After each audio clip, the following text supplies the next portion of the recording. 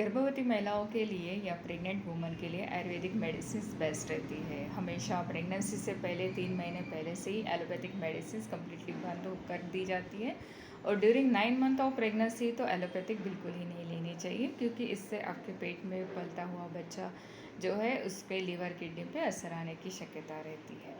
During pregnancy allopathic में patient को daily iron, calcium tablet, protein powders, multivitamin दिए जाते हैं, लेकिन आयुर्वेदा में ऐसी कोई भी ट्रीटमेंट नहीं दी जाती है, क्योंकि आयरन टैबलेट्स लेने से किसी किसी को हार्ट स्टूल, कॉन्स्टिपेशन फॉर्म हो जाता है और कभी कभी तो ब्लैकनेस ऑफ स्टूल भी हो जाता है और ऐसे पेशेंट कोई पेशेंट तो इसको डाइजेस्ट भी नहीं कर पाता है।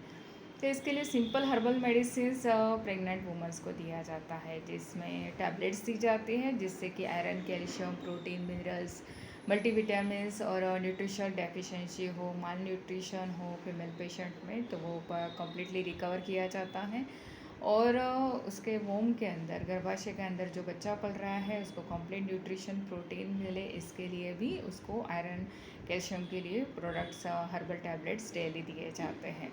ऐसे पेशेंट में ताबड़तोड़ पुसोमन विधि देना चाहिए, नज़ल ड्रॉप्स, जिससे कि नज़ल रूट से मेडिसिन्स, गाय के दूध की, गाय के घी की दवाइयाँ गर्भाशय तक पहुंचाई जाती हैं, जिससे कि बच्चे का पोषण हो जाता है।